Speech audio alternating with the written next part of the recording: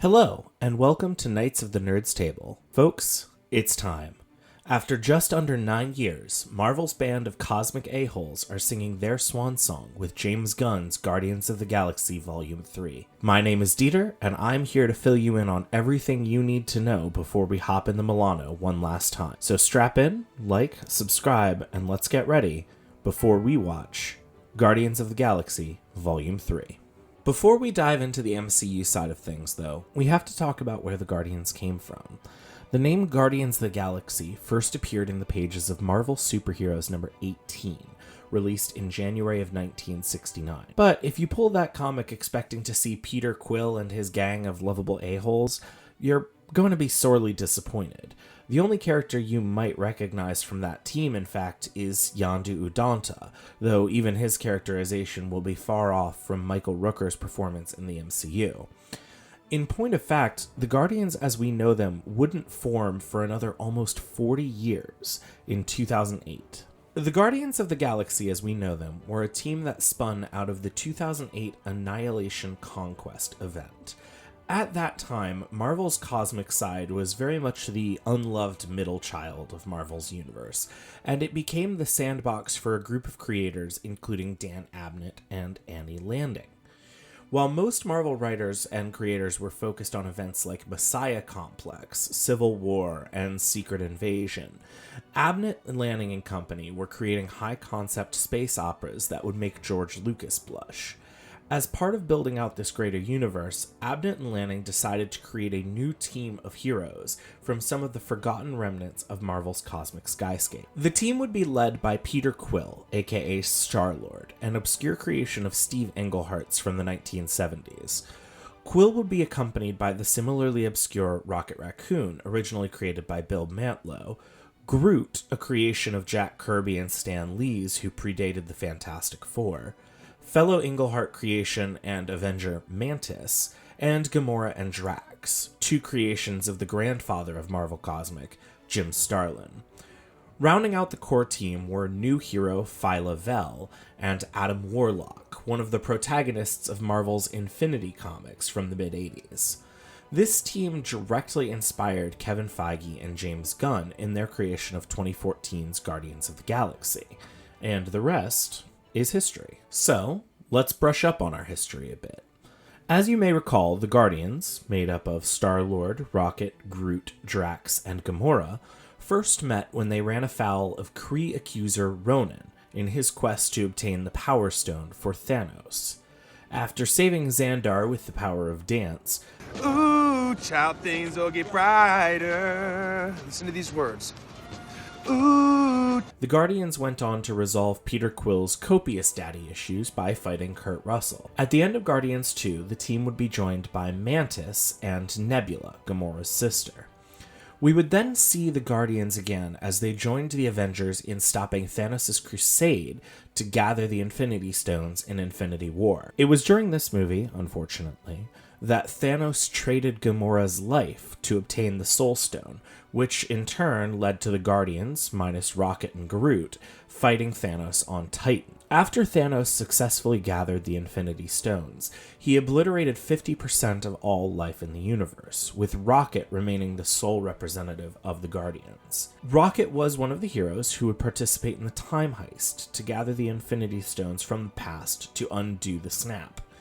In the aftermath of the snap, the Guardians then returned to the stars in the company of Thor Odinson, seemingly unaware that a past version of Gamora had come to the present and survived the destruction of Thanos' forces. After parting ways with Thor, the Guardians returned to Nowhere, an ancient celestial skull, and with the aid of Cosmo, the very good space dog, set about making it into a refuge for travelers from across the galaxy. And after that extremely quick and high-level overview, and also some Christmas-related shenanigans with Kevin Bacon, that brings us to today, where on May 5th, 2023, we will be privy to the final volume of the Guardians story. Here's what we know. James Gunn has been very upfront about the fact that this movie is going to be primarily Rocket's, with the trailer implying that Rocket's backstory is directly tied to the antagonist of the film, the High Evolutionary. In the comics, the Evolutionary is a recurring antagonist for the Avengers, an extremely talented geneticist who is dedicated to advancing evolution of humans and other animals to bring out their full genetic potential. In the comics, he is largely Earth-based, but it appears that he has his own planet full of anthropomorphic animals, which are called New Men in the comics, that he watches over in this movie. This is just speculation, but it seems likely to me that Rocket was an animal that the Evolutionary experimented on and abused before Rocket was able to escape. Volume 3 is also going to contend with two dangling plot threads from previous movies. The first is the Golden Cocoon, seen last in the end credits scene of Volume 2. We know that this cocoon contains the MCU's version of Adam Warlock, played by Will Coulter, who will be pursuing the Guardians on the behalf of the Sovereign. In the comics, Warlock also has heavy ties to the High Evolutionary, so it'll be interesting to see how that relationship plays out on screen. Finally, Volume 3 will see the meeting of Peter Quill and the 2014 version of Gamora. We know from interviews that after separating from Thanos, Gamora has taken control of the Ravagers, the mercenary pirates that kidnapped Peter from Earth when he was a child. I honestly have no idea where this is going to go. Peter and Gamora's relationship had grown so much over the last two movies, and to see one of those characters basically absolutely reset is going to be very difficult for the other. But here's my hot take. I think this movie is going to be great, and I am terrified.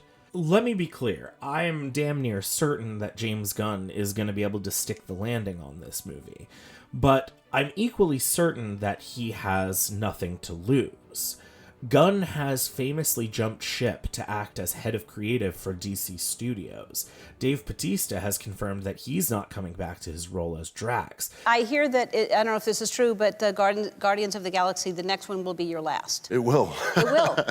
And unlike with Endgame, there's no evidence that the remaining cast and crew are booked to return for upcoming Avengers or other Marvel movies. This is, or at least appears to be, the end. This is the swan song. And I fully believe that James Gunn has set out to hurt us.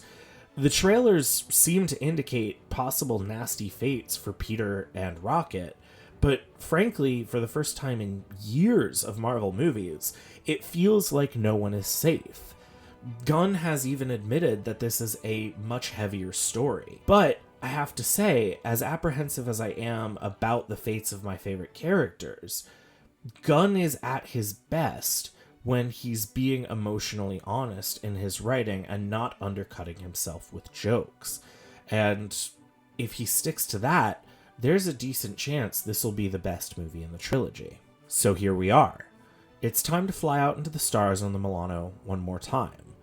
I think it's going to be a wild ride, so crank that mixtape up to 11 and sit back and relax. And while you're waiting for the ride to start, let us know in the comments what your thoughts and predictions for Volume 3 are. Thank you so much for watching, and we will see you next time for more conversations around the Nerds Table.